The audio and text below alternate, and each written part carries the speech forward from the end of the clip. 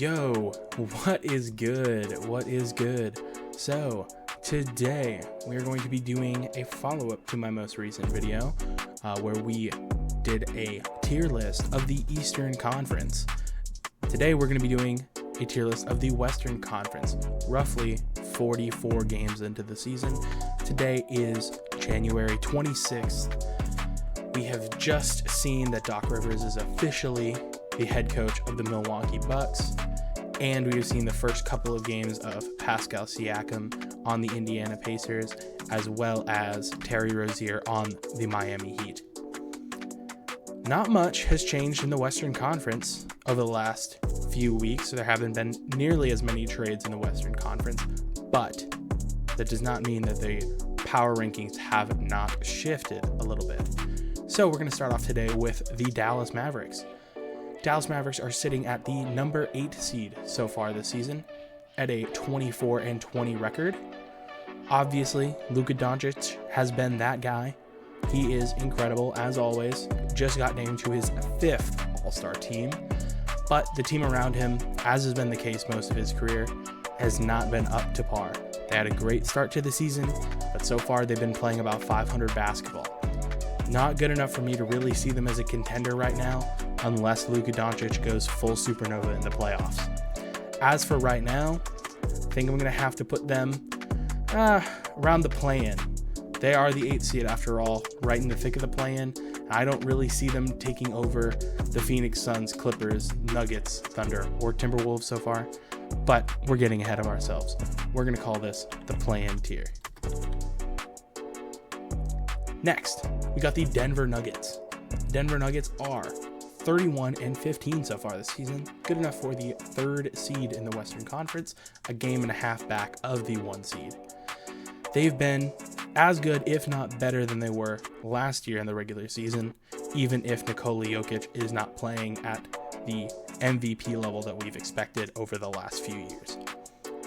That does not change the fact that this team is healthy and playing beautiful basketball that is hard to beat on any given night.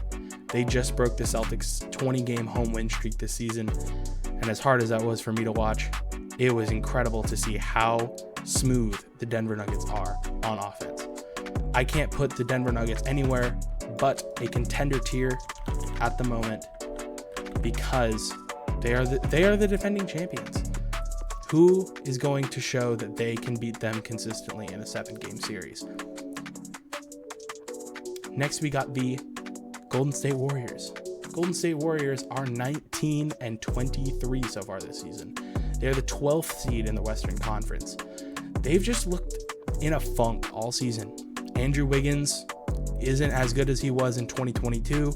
Even the games that he played last year, he was playing much better than he is now. I'm not sure what's going on with Wiggins, but the same thing could be said for Klay Thompson. Over the last 2 years, he's been decent, if not prime Klay, but this year he's fallen off of a cliff. Draymond Green has only played half the season because of random suspensions that he can't seem to get out of his own way. But yet here we are. Steph Curry is still amazing, but he has nothing around him. I can't put the Warriors in the bottom tier with how incredible Steph Curry has been playing this year, but I'm going to have to go ahead and put them in a meh tier. Next up, we got the Houston Rockets. They are sitting at 20-23 this season, half a game above the Golden State Warriors and a game and a half back of the 10 seed for the last spot in the play-in. They've been a lot better this year under Ime Udoka. They don't look like an AAU team like they have the past couple of years since they drafted Jalen Green. They look like a legitimate NBA team, and they play like one, like they could beat any team on any given night. They've been incredible at home this season, going 16-8, but they are 4-15 on the road this season. Absolutely abysmal numbers. I don't see them going anywhere in the playoffs. I'm going to have to put them in the meh tier with the Golden State Warriors until they can prove that they can win away from Houston. Next, we have the LA Clippers. The LA Clippers are 28-14 this season, 2.5 games back from the number 1 seed, and they sit at the number 4 seed comfortably in the Western Conference. They have been great so far this season. Since they got James Harden, they had a 4-game skid once he got traded, but they have been incredible since. I find how they play very pretty. It's hard to beat two of the best wing defenders in the league that are actually playing this season in Kawhi Leonard and Paul George. But I just don't see a weakness on this team other than playoff success. Both Paul George and James Harden have their reputations of being playoff chokers, but I think that this team can go really far in the playoffs. I'm going to have to say that the LA Clippers are also contenders thus far into the season. Next, we have the Los Angeles Lakers. The Lakers are sitting at 23-23, perfectly 500 team, sitting at the 9 seed in the Western Conference play-in.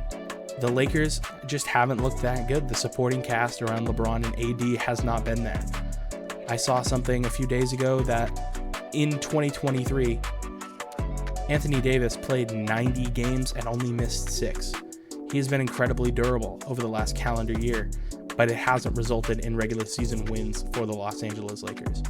Expect them to be busy at this trade deadline, but as of right now, I don't see them going very far in the playoffs unless they make drastic changes like they did last year. For now, I'm going to have to put the Los Angeles Lakers in the play-in tier so far this season.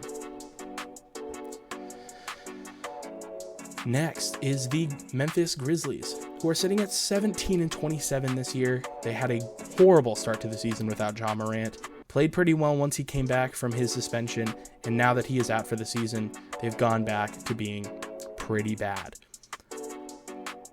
They don't have enough shooting on that team, and they are incredibly injured. I know they've gone multiple teams without last year's starting 5 even suiting up in games. So far this season, I'm just going to have to put the Grizzlies in trash tier. They've been really bad when Ja Morant is not on the floor, and he will not be taking the floor for the rest of the season with a shoulder injury.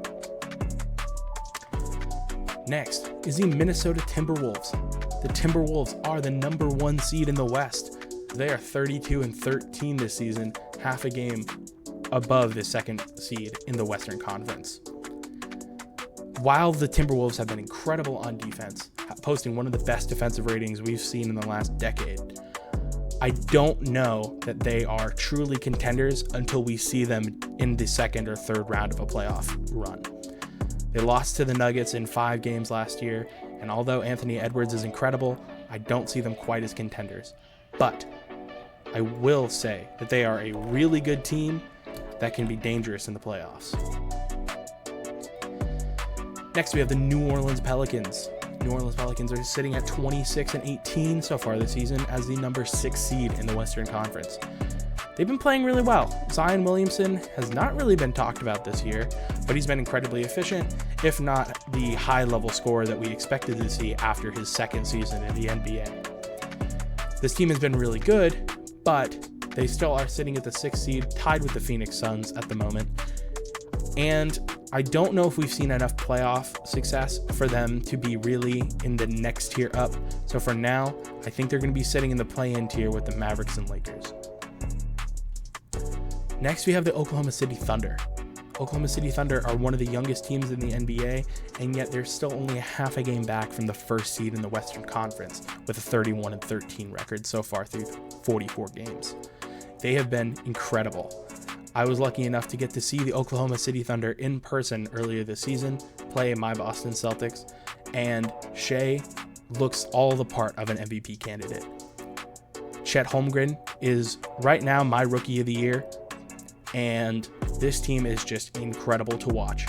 They will be very hard to stop in a playoff series, but for now, I'm going to have to put them also in the really good tier until we see some playoff success. Next, we got the Phoenix Suns.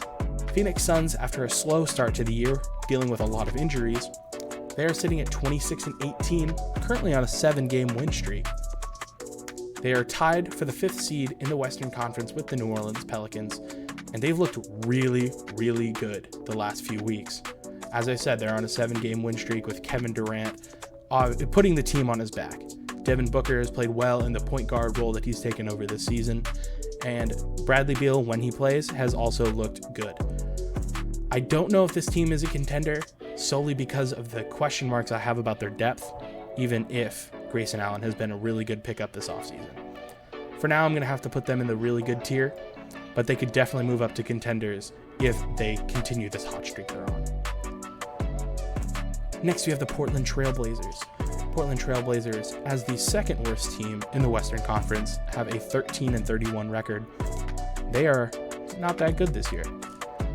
Unfortunately, Robert Williams got injured very early on in the season, and while DeAndre Ayton has been decent, he has not been nearly the return that they expected in the Damian Lillard trade. I believe that the Portland Trailblazers have a bright future with Scoot Henderson, who has been streaky throughout his early career, and Malcolm Brogdon will likely be traded before the trade deadline. So for the rest of the season going forward, I'm going to have to put the Portland Trailblazers in the trash tier as well. Sorry, Blazers fans. Next, we have the Sacramento Kings. After a great season last year, they have followed it up with another solid season, going 25-18 so far this year. They're sitting at the number 7 seed in the Western Conference, a half a game out of the 5 seed behind the Suns and Pelicans. I believe that the Kings are a very solid team, but their net rating only being a 0.6 in the positive doesn't bode well for long-term success. I think they're more of a 500 team, as they are very good at home, being 14-8, while only being 11-10 on the road. I think at this point it's safe to call them a play-in team, but they definitely have a chance to go to that really good tier where they finished the season last year. Now we have the San Antonio Spurs, who, as the last seed in the Western Conference, are sitting at 8-36 so far this season.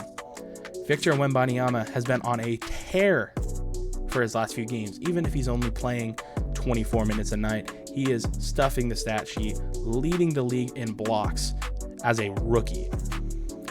That being said, he might be the only NBA player on that team 5 years from now. I believe that the Spurs have a bright future around Wembanyama, but this year they belong firmly in the trash tier. And last but not least, we have the 23-23 Utah Jazz. They are sitting at the 10th seed in the Western Conference, tied with the Lakers for the 9th seed. While this team has looked pretty decent with Lauri Markkanen, I think Lauri might be a sneaky trade deadline target for some teams out looking to contend this year. So for now, I'm going to have to put Utah in the meh tier. That's not to say that they can't be really, really good the rest of the season, but if they trade Lauri, I don't know if they have the pieces to really make the play-in push that they've been on so far this season. But yeah, that's going to do it for me in the Western Conference so far this season. Let me know who you think is going to win the Western Conference regular season and postseason titles. But yeah, that'll be all for me. Have a great night. Bye-bye.